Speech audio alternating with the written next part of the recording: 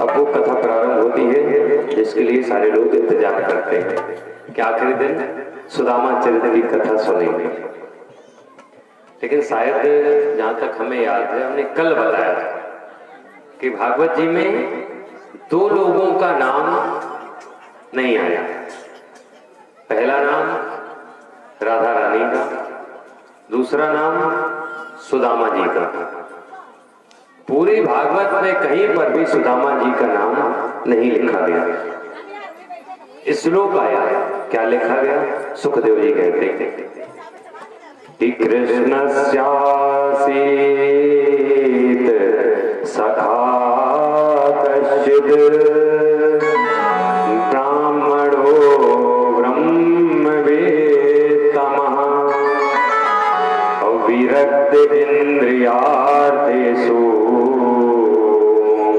प्रशान्तात्मा जितेन्द्रियः।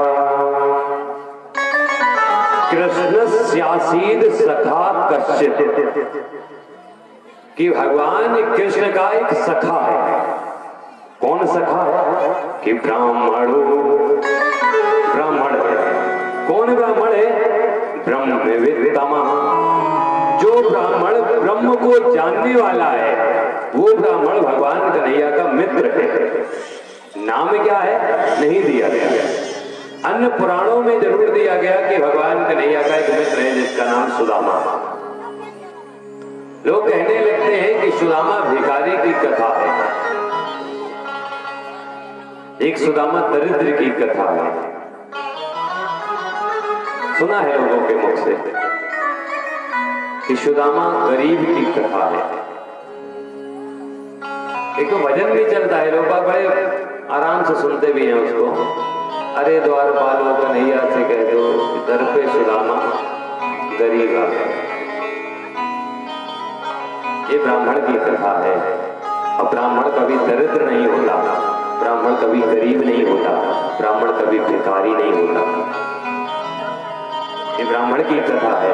और जिसके मित्र वो कन्हैया होते हैं वो कभी गरीब नहीं हो सकता तो कभी भिखारी नहीं हो सकता। लोग कहते हैं कि ब्राह्मण भिखारी कैसे नहीं हो सकता, क्योंकि लिखा गया है कि ब्राह्मण का धन केवल भिक्षा। और जब भिक्षा शब्द लगा दिया गया है, भिक्षा भीख मांगने को ही कहते हैं, तो जो भीख मांगता है वो भिखारी होता है। और ब्राह्मण जब भिक्षा मांगता है तो भिखारी क्यों नहीं है? ये बात आदि है कि ब्राह्मण को धन केवल भिक्षा, ये पूर्ण बात नहीं है। पूर्ण बात ये है कि ब्राह्मण का धन केवल शिक्षा, इसलिए है ब्राह्मण का धन केवल भिक्षा। समाज को शिक्षित करने का अधिकार अगर किसी को है तो सिर्फ ब्राह्मण को है, इसके अलावा किसी को नहीं है। वेद को पढ़ने का अधिकार अगर किसी को है तो सिर्फ ब्राह्मण को है, अन्य किसी को नहीं है। और जो ब्राह्मण समाज को शिक्षा रूपी धन देता है, जिस शिक्षा रूपी धन की किसी भी धन से तुलना नहीं की जा सकती। आपके पास चाहे जितना धन दौलत बना रहे, चाहे जितनी जमीन जगह बनी रहे, लेकिन भाइयों में वो बट जाएगी। लेकिन अगर आपके पास शिक्षा रूपी जो धन है ये कभी बटता नहीं है, ये अपने पास रहता है। ये पुत्रों में भी नहीं बढ़ता है, ये भाइयों में भी नहीं बढ़ता है। और जो धन बांटा ही जा सकता है, जिस धन की कोई तुलना नहीं हो सकती है, ऐसा धन देने वाला जो ब्राह्मण है वो ब्राह्मण कभी निर्धन नहीं हो सकता, क्योंकि उसके पास में शिक्षा रूपी धन है, जिस धन की कोई तुलना नहीं है। जब तुम्हें वो शिक्षा देता है और शिक्षा के धन की तुलना नहीं हो सकती है, तब उसके हम लोग ऋणी हो जाते हैं कि उसने हमें शिक्षा दी है। लेकिन ब्राह्मण कभी भी किसी को ऋणी नहीं रखना चाहता है, क्योंकि अगर ऋणी रहोगे तो तुम्हारा तरण तारण नहीं हो सकता है। जब तक तुम पूर्ण नहीं होगे तो तुम्हें पूर्ण करने के लिए तुमसे वो भिक्षा मांगता है। जब भिक्षा में तुम उसे कुछ दे देते हो तो तुम्हें उसने जो शिक्षा दी है उस शिक्षा से तुम पूर्ण हो जाते हो, इसलिए वो भिक्षा मांगता है। कहीं कहीं हम जाते हैं, हमें सुनने को मिलता है, हो सकता है आप लोगों को भी कहीं ना कहीं सुनने को मिला हो कहते हैं कि ब्राह्मण पंडित जी होते हैं और पंडित जी क्या करते हैं कि जो कुछ पूजा अर्चा कराते हैं और वो नवग्रह की वो दालें रखी होती है ना, तो पंडित जी वो समेट कर ले जाते और घर पे बना लेते जाकर। अरे इतनी तौहीनी नजर से देखते हैं कि जो वो रखे हैं वो घर ले जाते उसको बना लेते हैं। हाँ हाँ करते हैं, ऐसा लाते हैं और बनाते हैं, हम स्वीकार करते हैं। लेकिन आप लोगों से एक बात पूछते हैं, है किसी में सामर्थ्य जो उस नवग्रह की दाल का भोजन कर पाए? किसी में सामर्थ्य नहीं है कि उस दाल का भोजन कर पाए, लेकिन ब्राह्मण में सामर्थ्य है जो ग्रहों का भी भोजन कर सकता है। अन्य किसी में यह सामर्थ्य नहीं है, क्योंकि ये सामर्थ्य सिर्फ ब्राह्मण में होता है। लोग कहते हैं कि अपने ऊपर से आटा और सीधा उसार करके चाहे जिस पंडित को दे आओ और पंडित खा लेता है। पंडित को चाहे जैसे दे दो सब खा लेता है। इतनी घृणा की दृष्टि से देखते हैं लोग।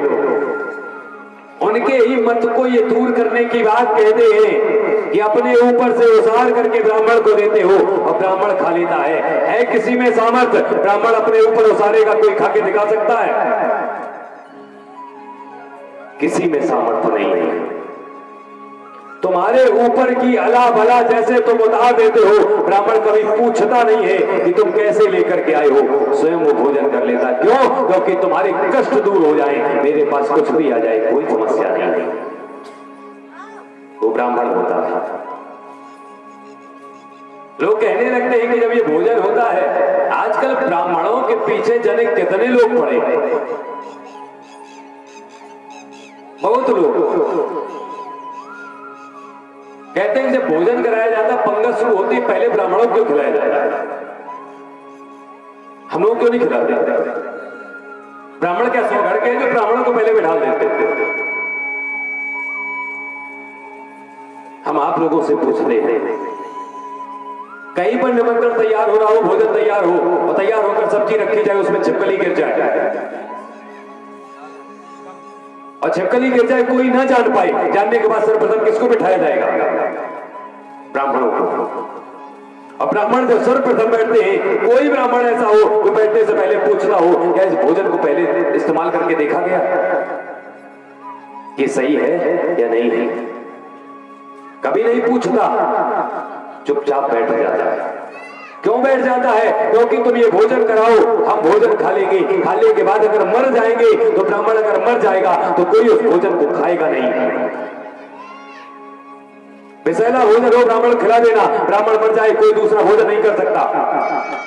लेकिन जब ब्राह्मण खा लेता है फिर कहता है भोजन सही है, अब सारे लोग खा सकते हैं। तुम लोगों को कोई समस्या ना हो इसलिए वो पहले बैठ के भोजन कर लेता है कि तुम्हारे ऊपर कोई आपत्ति ना आ जाए। ऐसे ब्राह्मण के लिए लोग कहते हैं कि ब्राह्मण ऐसे होते हैं। पहले जानो कि ब्राह्मण कहते किसको है, लेकिन लोग सोचते हैं बस ब्राह्मण के पीछे पड़े रहो, वो सर्वमान्य होते हैं, सबसे बड़े बने फिरते हैं। बड़ा वही बन सकता है जो दूसरे का कल्याण चाहता है, जो दूसरे को ऊपर देखना चाहता है, वही बड़ा होता है। बड़ा वो नहीं बनता जो ऊंचे को नीचे लाना चाहता है।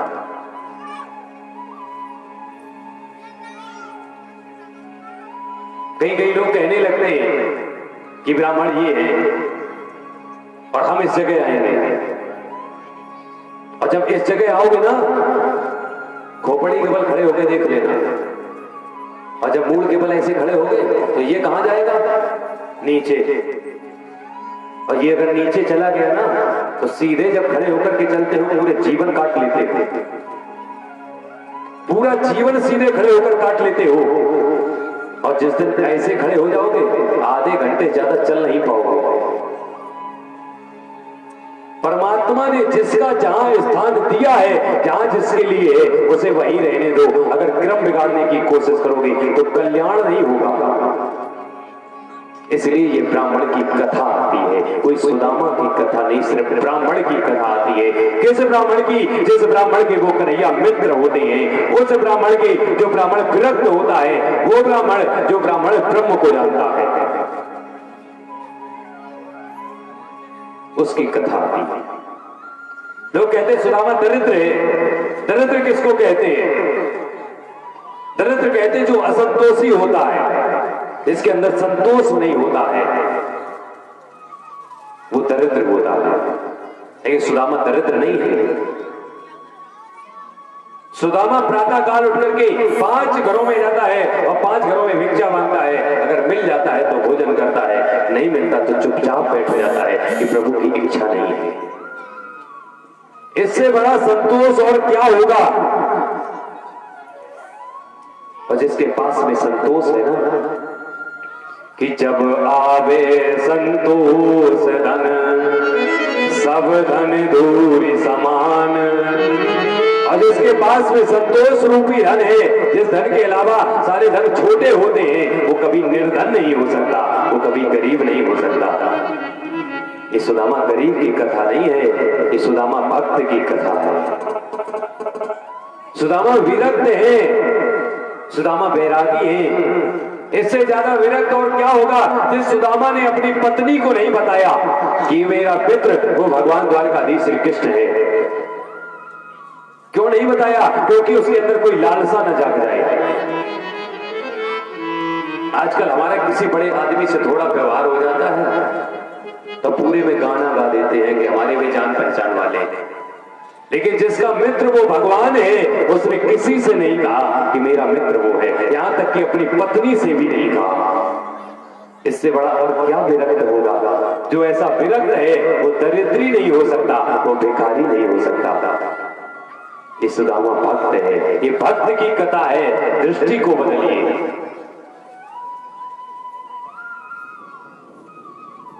सुदामा जी हैं, ये प्रातः काल उठते हैं, 5 घरों में भिक्षा मांगते हैं। कुछ मिल जाता है तो भोजन करते हैं, नहीं मिलता तो नहीं करते।